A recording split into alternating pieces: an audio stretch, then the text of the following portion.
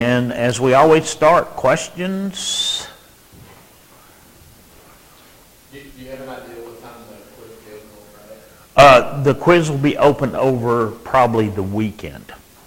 Okay, so I've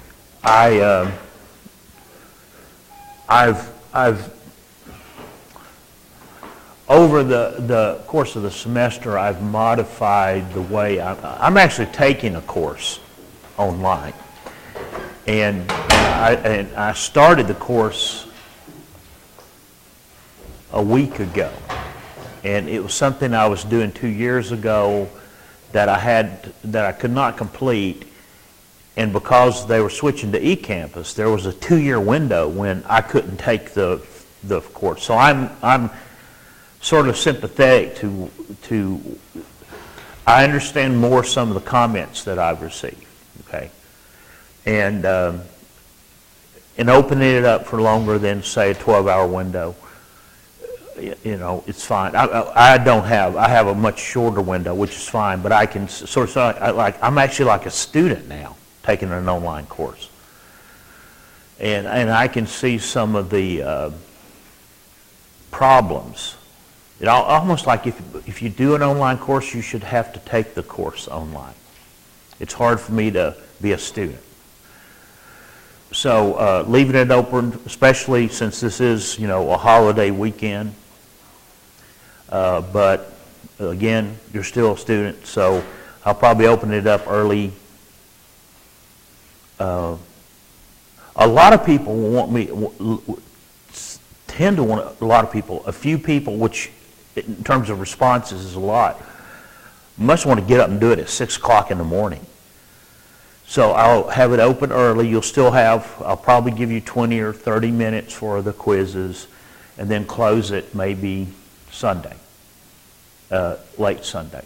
And the quizzes will be open for more than one day. The exam will be open for more than one day, okay? Review, I'll schedule review for sometime either today or tomorrow, and then I'll do another one before the other one. I can't remember anything else I need to do that I've not done. Anybody?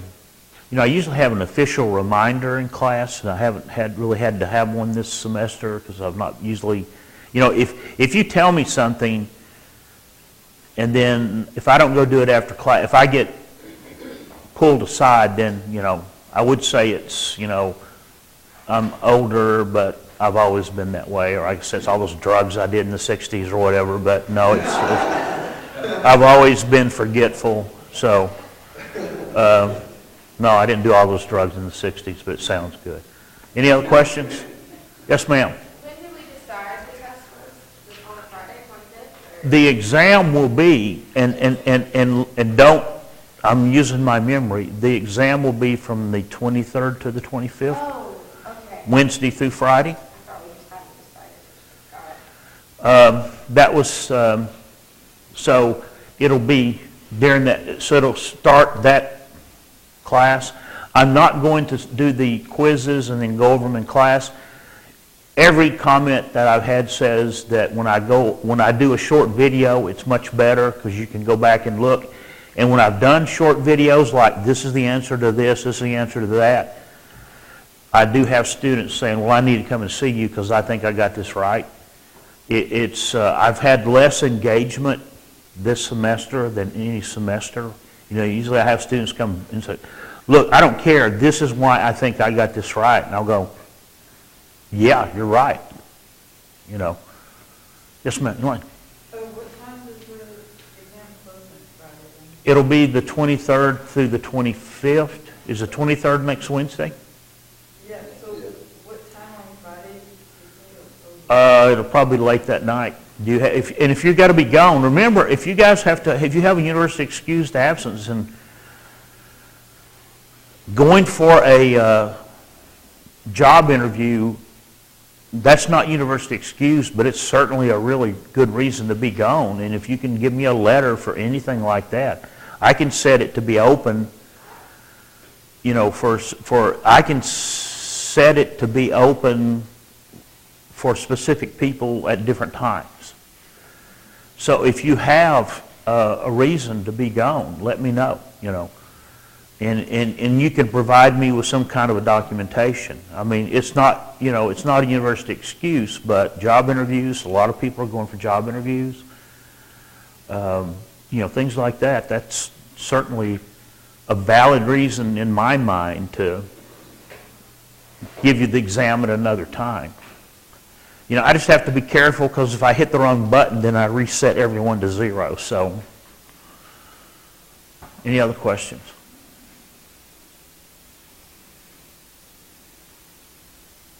Okay.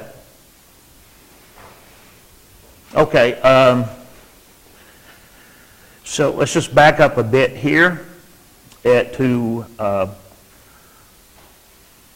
once again talk about the fact that if you take a stem and the roots and you take a stem segment, and I think that was bamboo because that's the classic one, and you take it and you put it in water or you put it in a moist environment, the roots are going to, of course, grow from the bottom.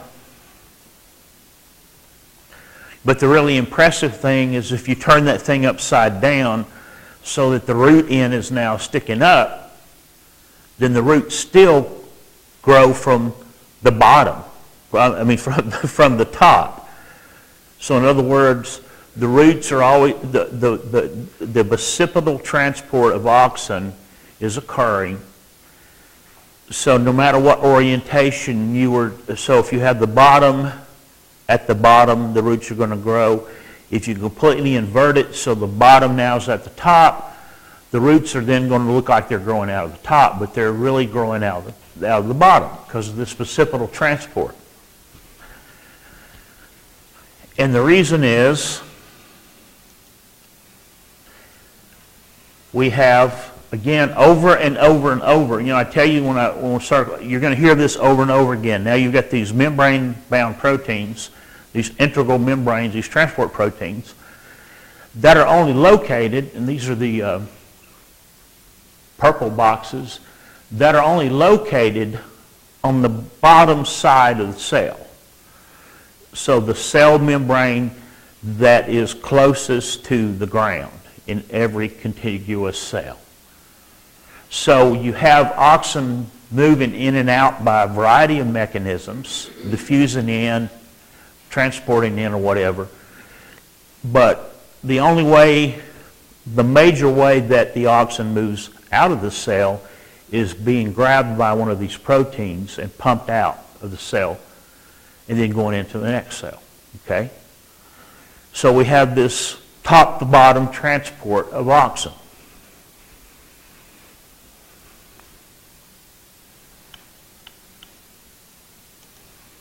And to pick up where we've already covered this phototropism. And the question is, and this is a really good experiment, do plants bend toward the light, or do they bend away from the darkness? And even early on, you could come up with a mechanism that there's a compound in the plant that is degraded in darkness that would cause then the dark side of the stem to grow faster, which would bend it toward light. Okay, that's a possibility. You could probably do an experiment, but and we covered this when we first started talking about auxins, is that we have this unequal distribution of the auxin.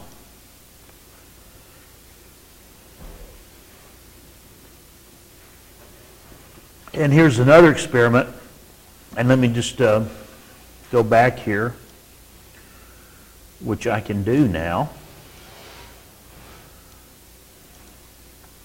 With the original experiment that Darwin did, with the fact that if we interrupt movement down the stem on the dark side, we don't see much, but if we interrupt the movement of the on the light side, we do see some things here.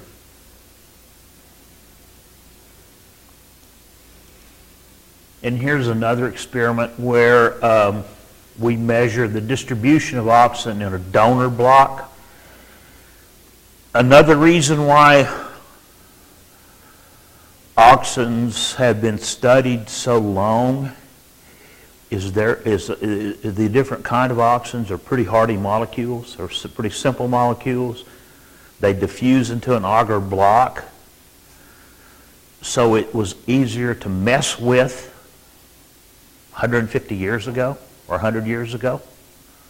Easier to do the experiments, we could, and there's countless other experiments that we're not covering where, back in the day when Darwin was around, when a scientist looked at all these different things, there were a lot of experiments done. So there's a lot of reasons why auxin was one of the first things, it was easier to work with. And so here's the experimental setup. So we put a light on one side of the tip, and we can measure the accumulation of auxin. About the same. If we then take this tip and we split it again with a barrier,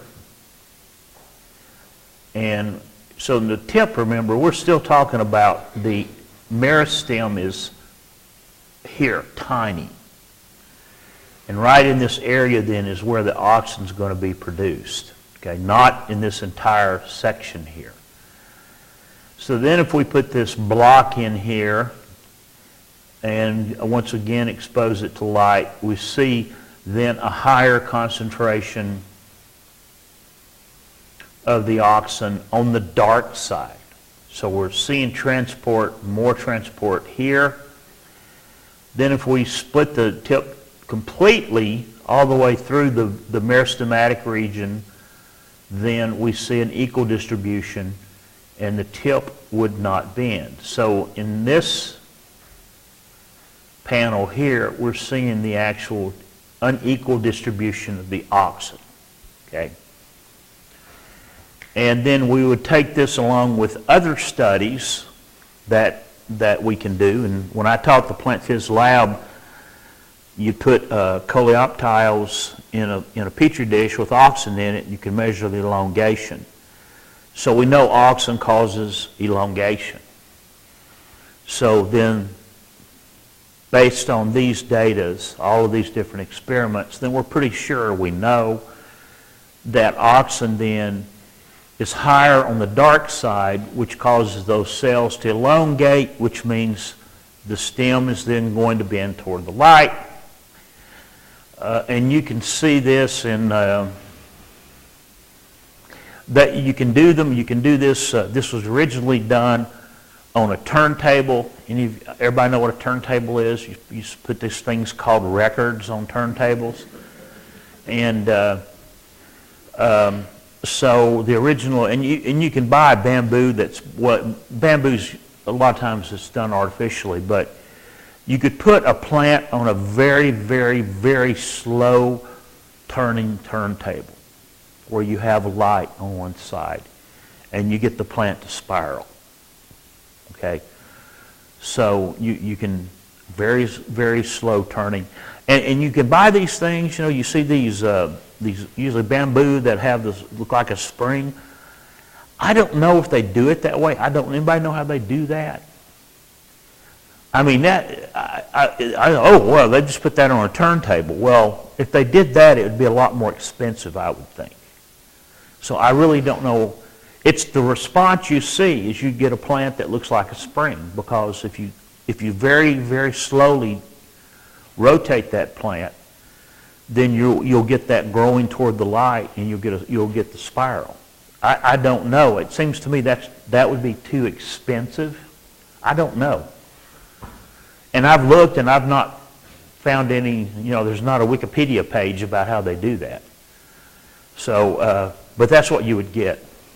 And that experiment was done a long time ago. Okay, now let's talk about not just gravitropism, but the different kinds of gravitropism. And we can have all of these different specific kinds of tropisms, okay?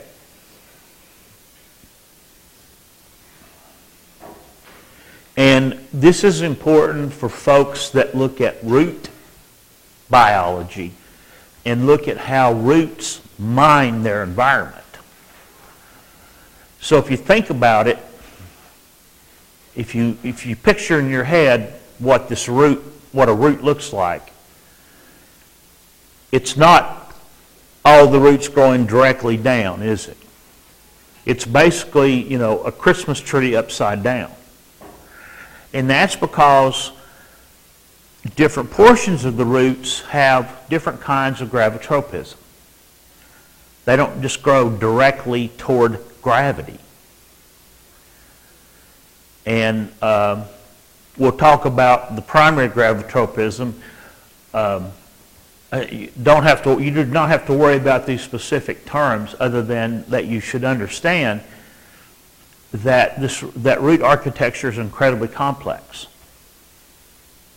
And the purpose of the root architecture is to mine the soil.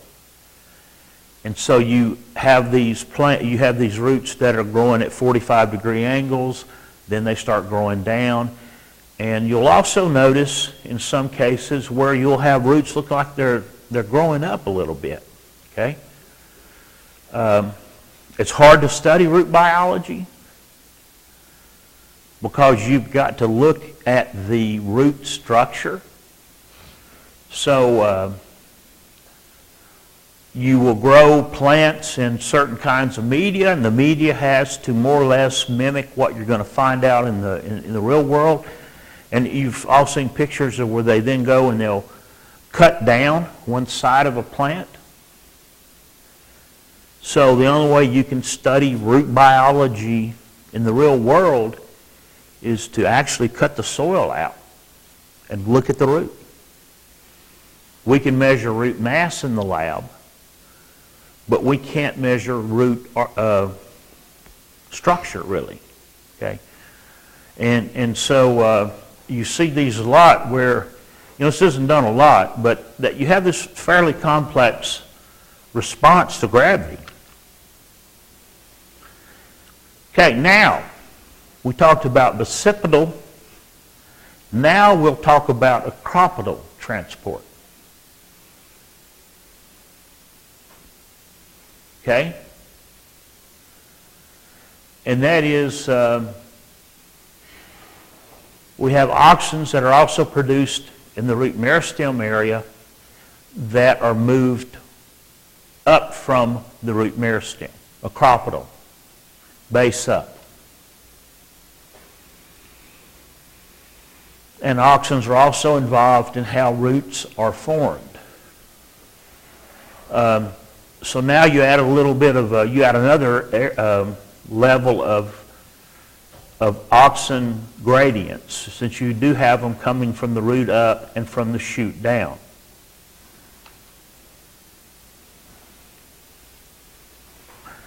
Now, roots grow down. And what we're going to talk about today is the statulists that are responsible for this. And you can also do the experiment where you put a turntable on its side and slowly turn it as a seed is germinated, and you'll get basically the same structure for root growth. If you have to put it in a moist environment where the seeds have enough moisture to germinate, But unless we have a mutant, and we do have we have gravitropism mutants, roots are going to grow toward gravity, toward the force of gravity, which is down, And a root encounters a barrier, a rock. it's going to still grow across the top of the rock down. So in other words, it's going to follow the rock until it and then and you can probably see pictures of this where the root will grow like there'll be a divot, so the root will actually grow down, grow up a little bit, and finally get to the side of the barrier and head toward the center of the earth. Okay? And these complex kinds of response to gravity are necessary. And just think about what a root looks like in 3 dimensions. You know, it's pretty big. It is a Christmas tree upside down. You know, we have a lot of roots. Some roots are tap roots, but a lot of, you know, most roots grow, they occupy a lot of space. Here are some of the different kinds of gravitropism. Here we have the different kinds in this diagram. Here we have digravitropism, which is just growing basically out. Then we have these kinds of angles. So we'll have this, in this case it's a rhizome, and this can actually produce a shoot. It can produce a different plant, obviously. And then at some point in the development, and remember, auxins are being produced here, here, here, here, and here in these tips, okay? So they will influence the way the root grows. So here we have this root growing basically parallel to gravity, after initially the root growing at roughly 45 degrees. Okay, so don't worry about these different terms. Just be aware that there's all these different gravitropic responses.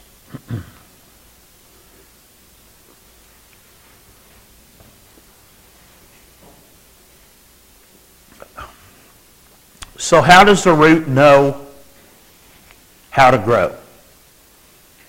What is the mechanism that tells the root gravity is toward my feet? Well, it turns out it's a fairly interesting mechanism, very interesting actually, and it actually has to do with some of the very specific cells, the columella, that are found in the root cap. And it has to do with starch. Okay? Now, starch, if you remember, is found in the amyoplast, right? Everybody remembers that from exam 1, of course. And a very specific kind of tissue that contains these cells called statocyst. And let me give you an idea of what a starch grain in a cell is. We've talked about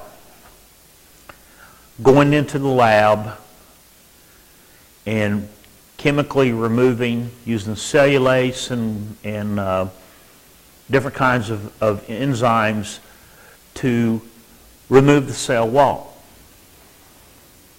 And if we do that in a solution that has a low water potential so the cell doesn't explode, what we get then is a cell, round.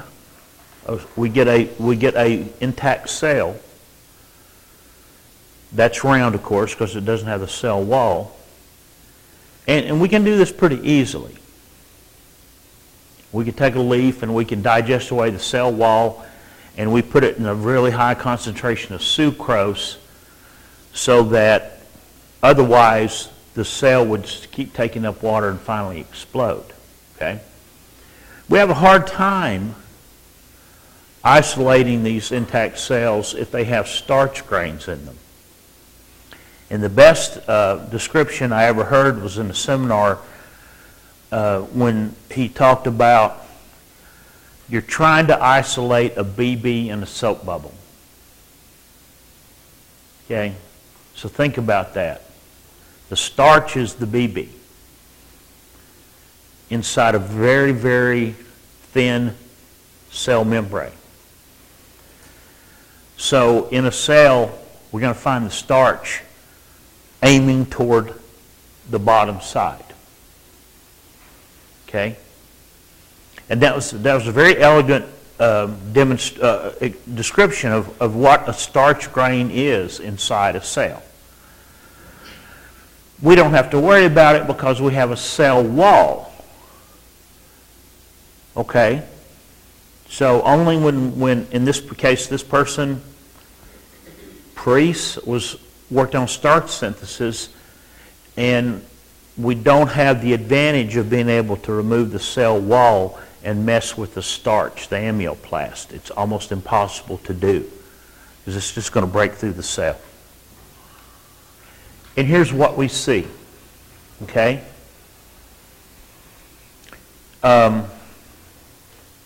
If we look at these particular kinds of sensing cells, we have our nucleus, and we have the mitochondria in this case.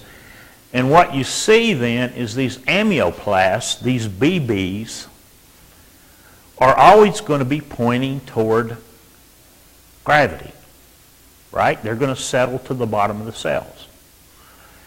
And what we find in these special kinds of cells is we see an association between these cells and the endoplasmic reticulum. So these cells are very active. We can tell an active cell based on what's inside. So we're going to find a lot of mitochondria, we're going to find some Golgi, we're going to find a lot of endoplasmic reticulum, which means these cells are active. And these amyoplasts are pointed down. Now, when people have done these experiments where they've looked at these kinds of things, we see a very, very rapid response. Perception occurs very quickly. So there's actually 4 stages that have been dissected out of this. Perception occurs really quickly because if I take my root and turn it upside down, those BBs, those amyoplasts, are going to go flop into the other side of the cell, right? I mean, it doesn't take very long for something that heavy to move from the top to the bottom, you know. And then we have the signal transduction. We've not talked about transduction yet. We'll talk about that later. Very quickly, 10 seconds. And then we see the actual stimulation start occurring. And then guess what? The resulting effect is unequal distribution of auxin that causes the growth. Okay? So, and how do we know this? Just to go through the way this has been dissected out. It's been dissected out with mutants, of course. And what's the plant that we use? And what's the plant version of the mouse? Anybody know what that plant? Arabidopsis. 99% of research on molecular plant biology, 99%. That may be a little high. It's almost everything's done Arabidopsis. Because Kiowa, if you know Dr. Kiowa, in our department, he does a lot of, he does all his work with Arabidopsis. You can go from seed to seed in about a month. So you can produce a lot of generations of plants. You can grow it in the lab. It's a small plant. I think we covered this in a little bit with growth and development. So it's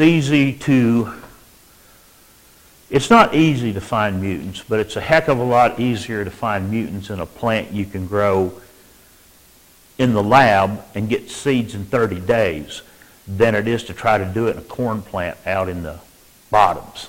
Okay? So we have these 4 stages very quickly. Plants can perceive this. And so let's look at it. So perception we have is very quickly.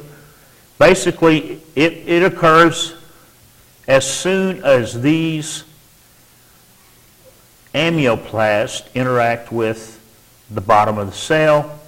Calcium, and we'll talk about calcium signaling in another lecture, but we have a calcium.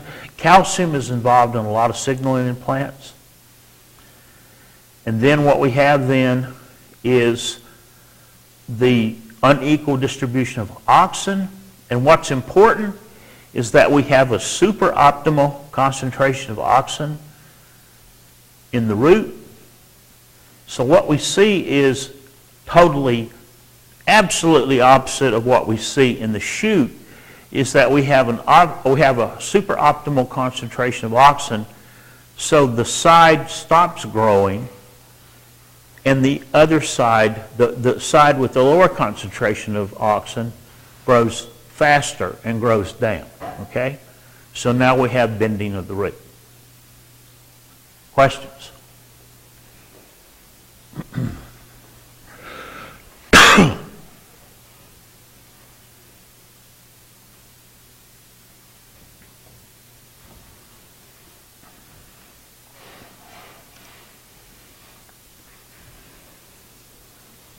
Here's just another diagram of the same thing,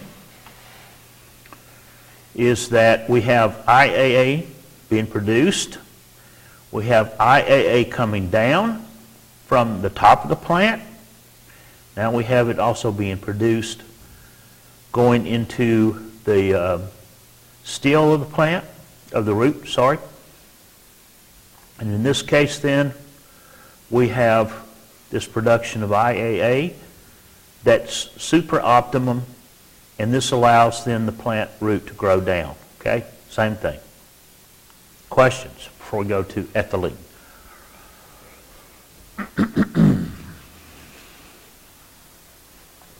And you can make roots grow in spirals too if you have the right environment. It's got to be pretty wet, of course. And probably the first experiments, we used to actually, back when the shuttle program was established, we had an office here. Well, I got here after the shuttle program, but NASA was trying, they've always been trying to find things to do in space, They've sort of they've been trying to justify their budget. So we had a NASA office on campus that was devoted to finding experiments to do on the shuttle. And of course one of the first experiments to do is germinate seeds.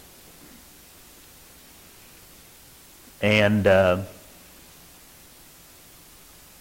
guess what? The roots don't grow down because of gravity. There's a microgravity, of course, but it's too low for the roots to actually, inside the cells, things are just moving around randomly. So you get sort of random growth of the roots. It was one of the first experiments they did. It is, They do grow plants on space stations. How do they do it?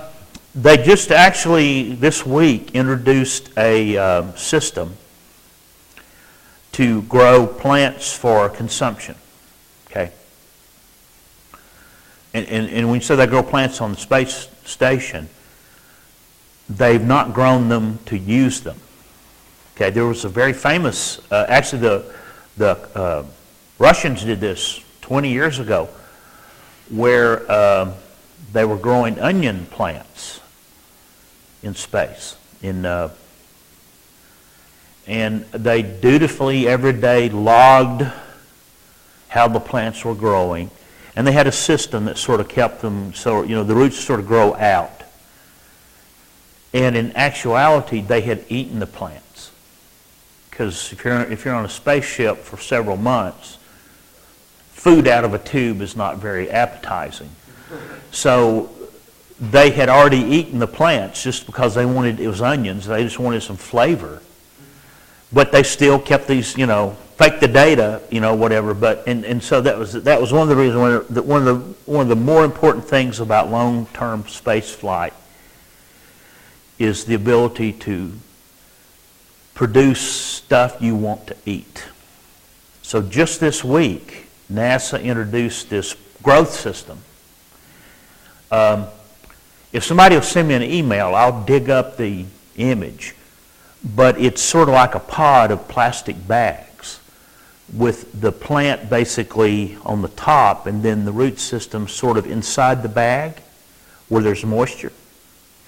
And then on top of that, of course, is probably the most expensive LED system ever developed by man. Because you can imagine, things that fly in space have to be proven years before they're used. So this LED system is probably the most expensive, and probably it's not nearly as good as what you can get now. Because every system has to be proven to fly.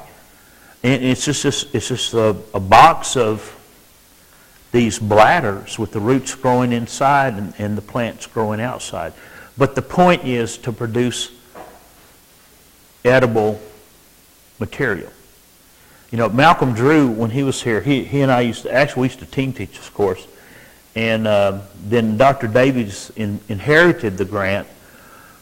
They were trying to grow plants at low pressure, which is a really big deal. The space station has, we're at what, 15 psi? The space station is at 5 psi maybe, which we can live, as long as we get oxygen, we don't care. So as long as in that 5 psi we have 20% oxygen, we're cool. The question they wanted to answer was, can we grow plants at reduced pressure? And so Malcolm and, I can't remember the guy's name in ag engineer, had started this project to grow plants at low pressure. And at that point, it was not for the space station as much as it was for colonizing the moon. If we can grow plants at reduced pressure, then we don't have to have hard containment. Basically, we can live in an inflated bubble. So we could inflate these things on the surface of the moon and we're happy. But they realized, part of it based on the fact that these cosmonauts had consumed all of the plant material, that we've got to provide astronauts with something more than, dehydrated, whatever. So if plants can grow at reduced environment, then we can just have inflatable greenhouses on the moon. From what I understand, there's not really a simulation of gravity as much as it's containing the roots inside a growing media, okay, so that the plants can take up enough nutrients, and they don't need to take up much. This is the most expensive lettuce ever grown in history, But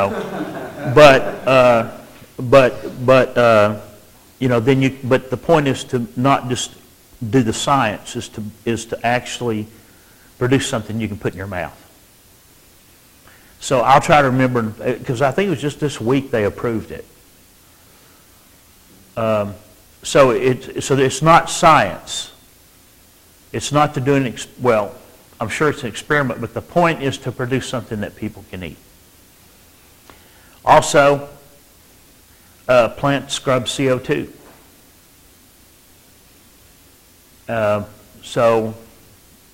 But as I understand, this mission is strictly just to produce something you can eat.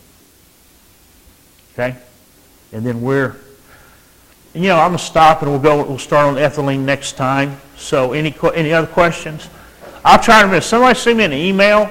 Okay. You're the official reminder from now on. All right. Send me an email and I'll post that article about that thing they're going to put on the space station. Have class on Friday or no? No, the class is a walk. I was kidding about finding the body. Why not?